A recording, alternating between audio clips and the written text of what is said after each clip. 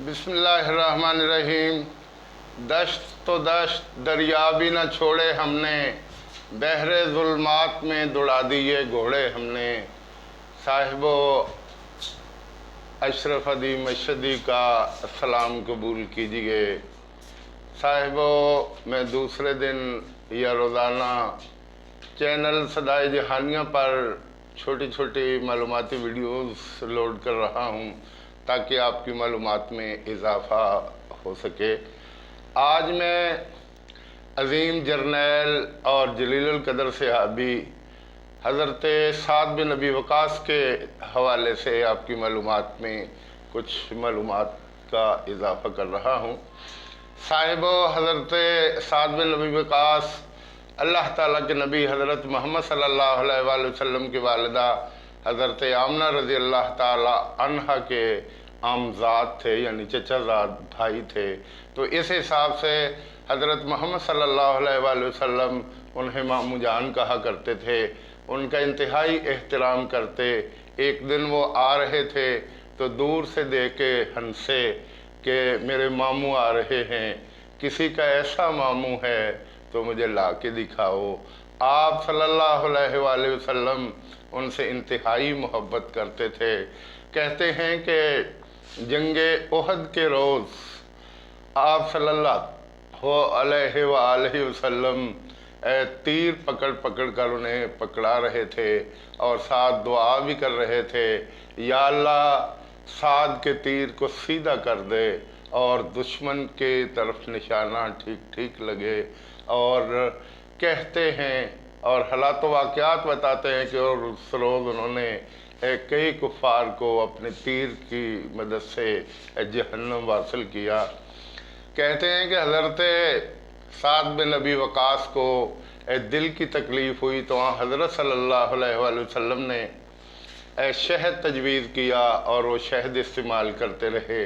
उनकी दिल की नालियाँ खुल गईं और इसके बाद उन्होंने 90,000 किलोमीटर का सफ़र घोड़े की पुश्त पर तय किया।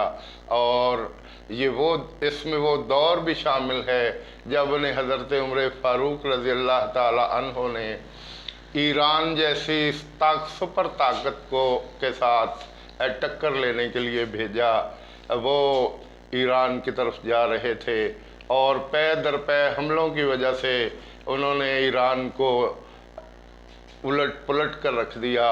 वहाँ के बादशाह ने वहाँ के जर्नैलों और वज़ीरों से पूछा कि आखिर क्या वजह है कि हज़रत साद बिन अबी वक़ास अपनी फ़ौज के ज़रिए दिन ब दिन हमारे इलाकों को फतह करते जा रहे हैं। तो उन्होंने रिपोर्ट दी कि ये मुसलमान हज़रत साद बिन अबी वक़ास की इक्तिदा में लड़ने वाले, इनके ज़ेर साया लड़ने वाले सारा दिन घोड़े की पुश्त पर गुजारते हैं और रात मुसल्ले की पुश्त पर खड़े होके अल्लाह ताला से नुसरत खुदाबंदी की दुआ करते हैं। और हमारे जर्नैल रात के वक्त शराब व शबाब की महफिलें से जाते हैं। तो फ़र्क साफ ज़ाहिर है कि मुसलमान कामयाब हो रहे हैं और पै दर पै फतूहात मुसलमानों के कदमों में गिर रही हैं। कहते हैं कि आखिरी मार्का आतशकदा ईरान में, जहाँ आग की पूजा होती थी और सैकड़ों साल से आग वहाँ बुझी नहीं थी, वहाँ आखिरी मार्का मदाइन के मकाम पे हुआ और वहाँ के ईरानियों ने दरियाए दजला का पुल तोड़ दिया ताकि मुसलमान आगे ना बढ़ सकें। तो हज़रत साद बिन अबी वक़ास ने अपनी फ़ौज के सिपाहियों से कहा कि घोड़ों समेत दरिया में कूद जाओ। उन्होंने दरियाए दजला में अपने घोड़ों को दरियाए दजला में डाल दिया। जब वो तेज़ी से आगे की तरफ बढ़ रहे थे तो ईरानी दूर से देख के कहने लगे, दो आमदन, जिन आ गए, जिन आ गए। और वो वहाँ से भाग खड़े हुए। और इस वक्त अल्लामा इकबाल ने कहा था, दश्त तो दश्त दरिया भी ना छोड़े हमने, बहरे ज़ुल्मात में दौड़ा दिए घोड़े हमने। کہتے ہیں کہ جب سارا لشکر دوسرے کنارے پہ پہنچا تو ایک پیالہ اور ایک پاؤں کا جوتا گرا تھا، پانی میں ڈوبا تھا، باقی سب کچھ سلامت آ گیا تھا، اور اس طرح انہوں نے مدائن کو بھی فتح کر لیا تھا۔ جب حضرت سعد بن ابی وقاص نے ایران کی مکمل فتح کے بعد مال غنیمت مدینہ منورہ بھیجا، جس میں قالین بھی تھے، جس میں سونا بھی تھا، جس میں اجناس بھی تھیں اور دیگر سامان تھا، یہ تمام سامان مسجد نبوی کے صحن میں پڑا تھا۔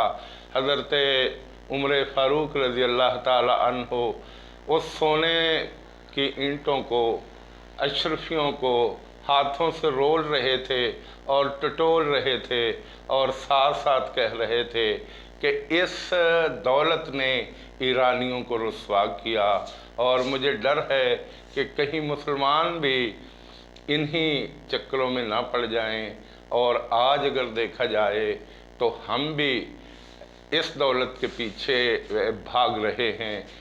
صاحبو، علامہ اقبال نے جگہ جگہ مسلمان فوجیوں، مسلمان جرنیلوں اور مسلمان کے فدائین کے حوالے سے بڑے خوبصورت اشعار کہے، جن میں سے کچھ میں آپ کے سامنے پیش کرتا ہوں۔